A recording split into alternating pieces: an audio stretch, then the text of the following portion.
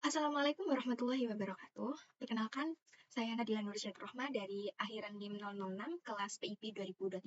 Nah, pada video kali ini saya akan mensimulasikan kepada peserta didik mengenai materi asam dan basa, kemudian saya berikan studi kasus pada senyawa basah yang saya ambil yaitu pemutih. Untuk pemutihnya pada pemutih wajah dengan kandungan hidroquinone.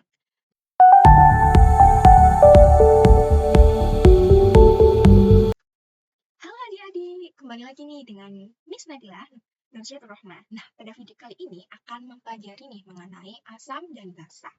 Ayo adik-adik di sini apakah sudah ada yang mengetahui apa itu asam dan apa itu basa? Nah, coba adik-adik perhatikan nih dua gambar berikut. Nah, di sebelah kiri ada jeruk lemon dan di sebelah kanan ada sabun cair varian lemon. Nah, apakah ada yang bisa menjelaskan? Baik, jawaban teman kalian sangat baik. Nah, jeruk lemon itu termasuk asam karena temannya tadi menjelaskan bahwa jeruk itu rasanya masam ibung.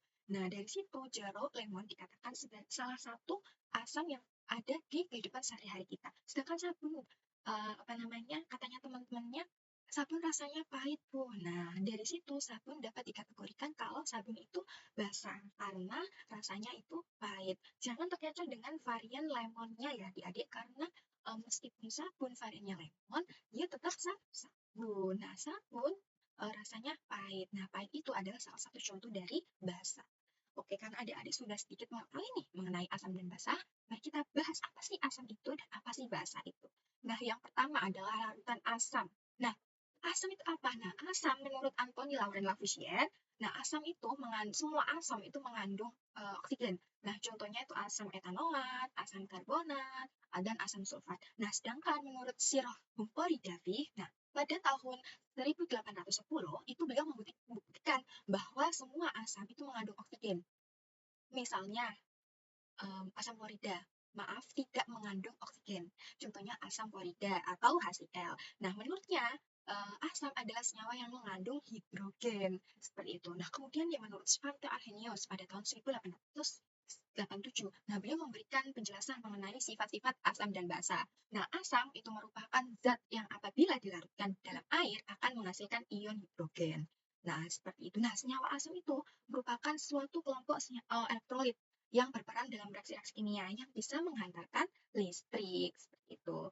Nah, asam itu ada yang dibutuhkan oleh tubuh, ada yang bersifat racun atau berbahaya bagi tubuh. Nah, apa aja sih Bu contohnya? Nah, yang pertama itu ada buah jeruk. Nah, buah jeruk itu mengandung asam sikat. Kemudian ada buah tomat. Nah, buah tomat itu mengandung asam askorbat. Kemudian ada anggur, ya, yaitu mengandung asam tartar. Kemudian ada asam cuka yang biasanya di dapurnya ibu kalian yang digunakan untuk memasak acar. Kemudian ada asam nitrat, kemudian ada HCl yang ada di lambung kalian untuk membantu mencerna makanan yang ada di lambung. Kemudian ada aki sepeda motor, ada yang tahu aki sepeda motor? Nah, itu juga ada asamnya. Nah, selanjutnya, ini ada beberapa contoh asam yang ada di kehidupan sehari-hari, yang sudah Ibu berikan tadi ya. Kemudian ini kita menggarisbawahi bahwa sifat-sifat asam itu ada 5. Yang pertama, sifatnya masam, Bu. Kemudian, asam kalau diberikan indikator atau diberikan lakmus biru itu akan berubah menjadi merah. Kemudian, nilainya itu di bawah 7 pH-nya kalau dicek tuh. Nah, terus dapat asam itu juga dapat menjadi penghantar arus listrik. Kemudian, asam itu dapat bereaksi dengan logam dan menghasilkan karat logam. Nah, selanjutnya adalah larutan basah nih. Nah, apa sih larutan basah itu? Nah, menurut Svante Arrhenius, itu beliau memberikan ya penjelasan mengenai sifat-sifat asam dan basa kan tadi. Nah, menurut beliau, basa adalah zat yang apabila dilarutkan dalam air akan menghasilkan ion hidroksida atau urhamin. Nah, basa sering kita jumpai dalam kehidupan sehari-hari yaitu deterjen, sampo, pasta gigi, obat mah, pupuk, dan masih banyak yang lain ya, kayak pembersih gitu, pokoknya pembersih, pemutih, seperti itu tuh termasuk basah. Ya kan? Nah, terus sifat-sifatnya basah itu apa sih Bu? Yang pertama, kaustik. Apa itu kaustik? Kaustik itu dapat merusak kulit. kemudian rasanya pahit, tadi udah dijelaskan di awal oleh temannya juga. Kemudian dapat merubah lakmus merah jadi biru kalau diuji dengan kertas lakmus, ya kan? Terus kemudian pH-nya di atas 7. Kemudian dapat menghantarkan listrik juga. Nah, selanjutnya pH. pH itu apa sih, Bung? Gitu kan. Nah, itu skala pH. Ya, tadi kalau suatu senyawa asam atau basa jika diuji, rasanya masa apa namanya pahit tuh ada pH-nya dari 1 sampai 7. Nah, ada nih pH netral itu 7. Contohnya adalah air. Untuk yang paling asam sendiri yaitu asam lambung itu semakin merah atau semakin ke kiri maka akan semakin asam. Semakin biru maka semakin basa. Yang di tengah-tengah itu yang netral yaitu air bening atau air mineral itu yang kita minum gitu. Nah, kan ada pH ya. Nah, pasti untuk mengidentifikasi nih, larutan ini itu sifatnya apa? Kalau larutannya berbahaya, apakah kita coba? Enggak ya, teman-teman. Pasti ada namanya indikator. Ya, apa sih Bu indikator itu? Indikator pH itu suatu senyawa yang menunjukkan perubahan warna jika bereaksi dengan asam atau basah. Nah, seperti itu. Nah, untuk indikator itu dibagi menjadi 4 adik-adik. Nah, yang pertama ada indikator alami, kemudian ada indikator buatan, kemudian dengan pH meter, dan yang terakhir adalah indikator universal. Nah, indikator alami itu apa? Indikator untuk pengujian senyawa itu bersifat basa atau asam menggunakan bahan-bahan alami. Misalnya kunyit nih, kunyit jika dirubah apa namanya direaksikan dengan senyawa yang mengandung asam, dia akan berubah warna kuning. Tapi kalau diberikan ke senyawa yang bersifatnya basa itu nanti warnanya berubah jadi merah. Gitu. Kalau indikator buatan apa Bu? Kalau indikator buatan itu kertas lakmus, kertas lakmus merah, kertas lakmus biru, kemudian metil merah, metil seperti itu. Kalau lakmus tadi ada merah dan biru. Kalau merah diberikan ke asam itu tetap merah. Kalau ya seperti yang sudah dijelaskan nanti kita pelajari lebih lanjut ya teman-teman. Kemudian ada pH meter. Nah, pH meter ini gampang adik-adik. Kita langsung mencelupkan ke senyawa yang kita uji. Nanti muncul nih pH-nya berapa. Nah, pH-nya misalkan 5 ya. Nah, 5 itu berarti asam. Seperti itu. Kemudian yang selanjutnya adalah indikator universal. Itu garisnya adik-adik apa namanya dicelupkan terus ada perubahan warna nih. Nah, perubahan warnanya nanti dicocokkan dengan yang ada kotak-kotak itu. Nanti pH-nya berapa itu ada pH-nya bisa dilihat ya adik-adik. Ini saya zoomkan. Nah, ini ya adik-adik, ditanya warnanya itu, oh mana yang mana sih yang cocok? Oh warna yang ini, oh dilihat pH-nya berapa? Oh pH-nya 7, seperti itu. Jadi kalau 7 apa? Netral, betul. Nah, selanjutnya nih, studi kasus. Karena kita sudah mempelajari asam itu apa, basa itu apa, sekarang kita ke penerapannya. Nah, ayo di sini siapa adik-adik yang sudah menggunakan skincare?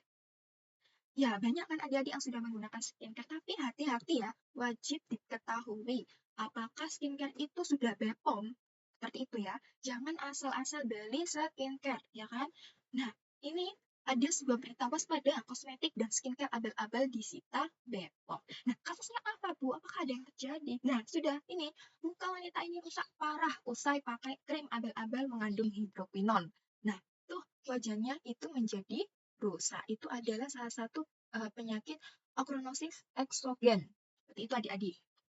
Nah, Ibu menjelaskan apa sih tadi kan Ibu udah menjelaskan hidroquinone. Hidroquinone itu apa gitu kan? Nah, hidroquinone itu merupakan senyawa golongan fenol. Nah, senyawa fenol jika disimpan di udara terbuka akan mudah teroksidasi.